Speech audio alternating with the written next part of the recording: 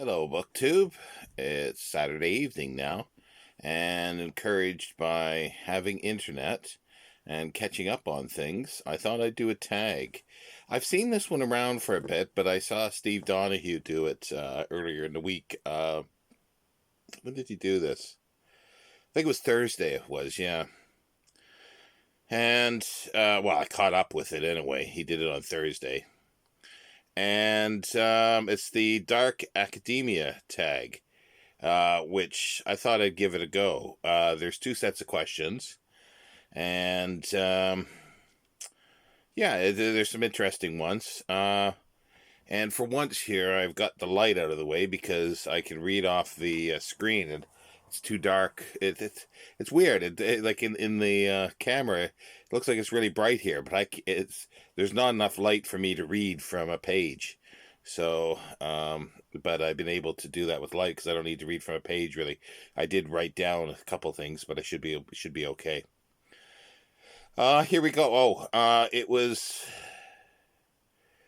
um not sure who to, created by Emmy um and Carolyn Marie Reeds, possibly both. Um but yeah, here we go. Number 1. What is your favorite academia or dark book and movie? Now, there could be lots of these, but because it's sort of, well, we're just past Halloween and stuff, and I've been reading stuff about ghosts, and still reading ghostly stories. I will say Innocence for the film 19. Oh, I should have looked this up. 1962, Deborah Carr, based on the novelette Turn of the Screw by Henry James. The screenplay, well, and adapted and changed and so forth, but Truman Capote did the screenplay, and it's sort of considered Southern Gothic. And it's one of the very few films about ghosts that I really like. There aren't many at all. But yeah, so that would be for that one. And like, that can change, but it's just opportune for the moment. Number 2, what dead poet would you like to have a drink with? John Clare, for sure. It'd be nice to go back and raise a raise a pint with him and just yeah, chat. And because he's, if not my favorite, one of my very favorite poets. So number 3, what is your favorite painting and or sculpture? Now, there's lots, but there's one that I keep going back to, which I like. It's by Edward Hopper, painted in 1939. It's the New York movie. It's showing a cinema, and just to the let's yeah, use my hand there. Um, you can see a film being played, and sort of the back silhouette, I think, of people in sort of this area here below the film. And then there's sort of the aisle here, and then there's the curtains here, and then the stairs. And right on this side, right there, is a blonde woman sort of standing with some lights above her, with her head down. And it's just so evocative because there's something going on. People are doing this, and there's something else going on with her. And it's to the side, almost out of frame, out of almost picture, but so is the other. They sort of complement each other, but there's number of stories going on there, which I really really like. Sculpture, there's too many. I was trying to find. There's a number that have been done that are made of. I think it's all marble. They're carved, but they're either angels or people or women mostly with veils on, and the veils are sculpted, and it looks as if you can see through the veils. I find those just utterly fascinating. But there's so many, and I like there's a few that I've seen that are outstanding, but I couldn't find the ones, and I wouldn't know the names to say. Um, Oh, what is your favorite architectural marvel?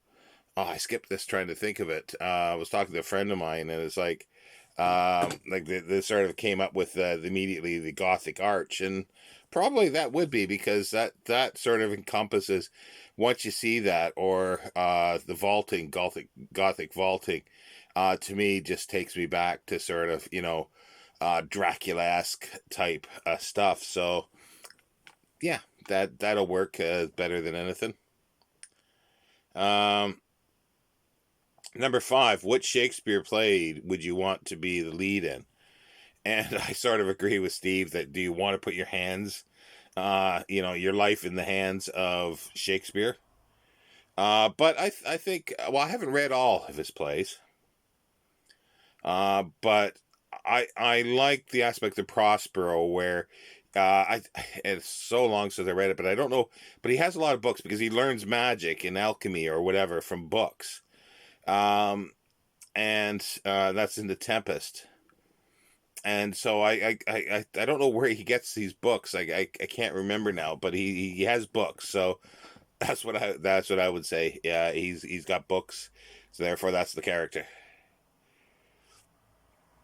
Uh, Number six, how many languages do you speak, and which language would you most likely to learn? Most like to learn. I really only speak English. I did take biblical Hebrew in university. Never was very good at it because I didn't persist with it year after year after year, like for a decade to really know it well. Um, what I'd like to learn, it varies at times because I would love to learn sort of French and particularly 19th century French so I could read Balzac and other French writers for fiction wise.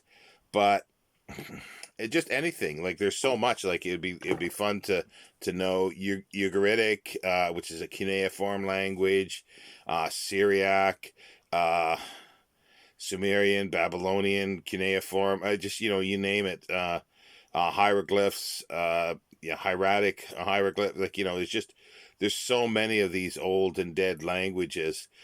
Greek and Latin would be nice. Like there's just so many that I would like to learn because I would like to read the material. Uh, yeah, number seven. What is your favorite quote from poetry, prose, and plays, etc.? Um, Steve stole the best one, Ulysses. So I won't use that, but I will use something else that fits for now. Uh,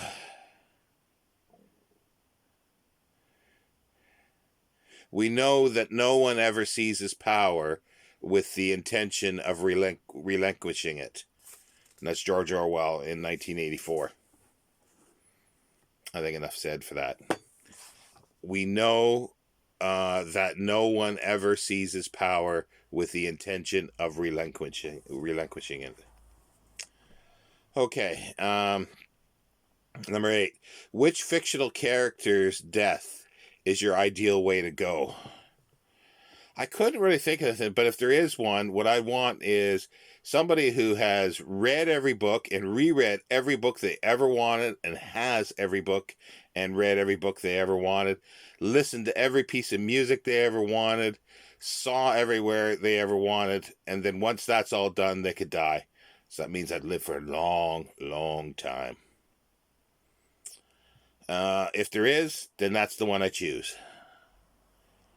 Number nine, what university college would you most like to attend?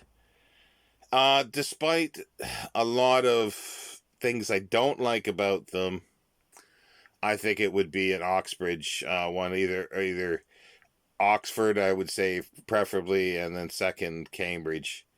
Um, yeah. Number 10, what is your murder weapon or murder method of choice? Writing, words. Because, and done in the right way, possibly they could do themselves in, and you're okay. It's, you didn't do anything. Not really, honestly.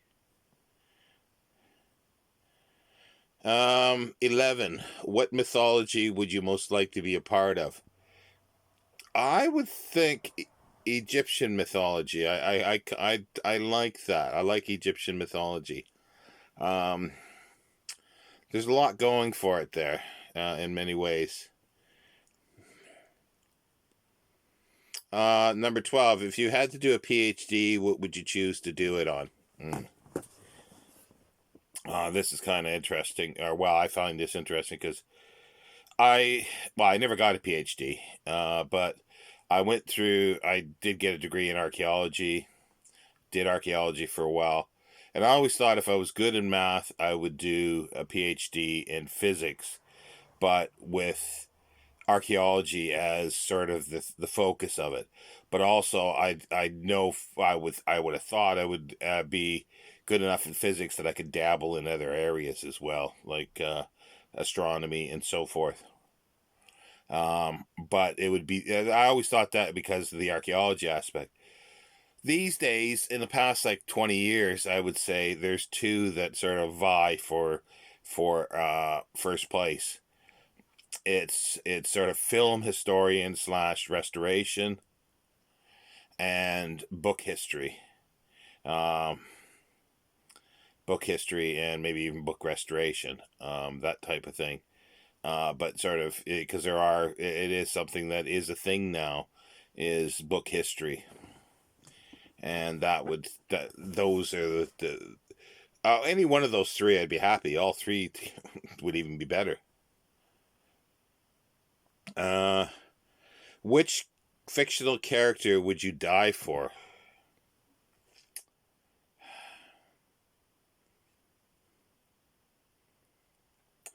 Well, any character that Louise Brooks played. Let's put it that way.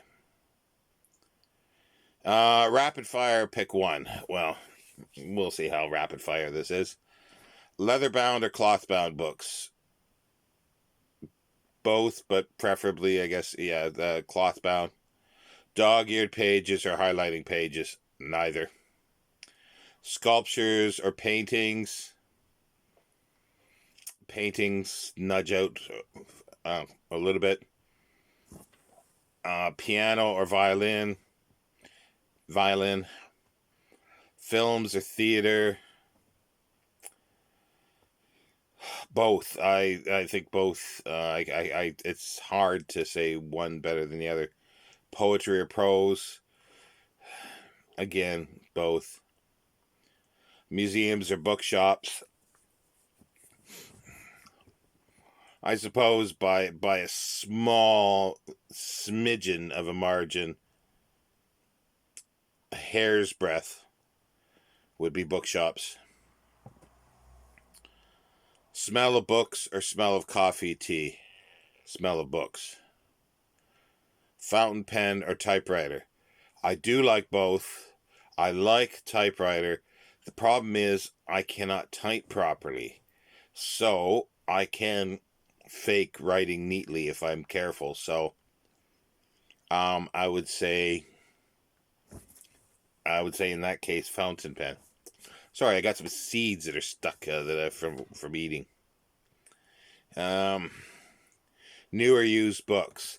I like both, but used because generally they're cheaper and you get stuff that's no longer in print. There you go. That's the Dark Academia tag. And as I say, I'm going to upload this. I'm doing this Saturday evening, but I'll schedule it for tomorrow. So at least I got it uploaded if my internet blows up again. And I think there's another one that I'd like to do. Is Josh's from Literary Gladiators. He's done another food tag.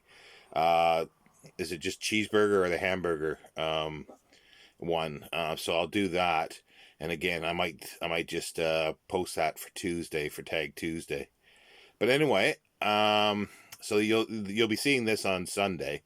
I might come back Sunday for something else, if anything pops to mind. But anyway, I hope everybody's doing well. And Have a good rest of the weekend, however how many hours that entails for you. Take care, BookTube.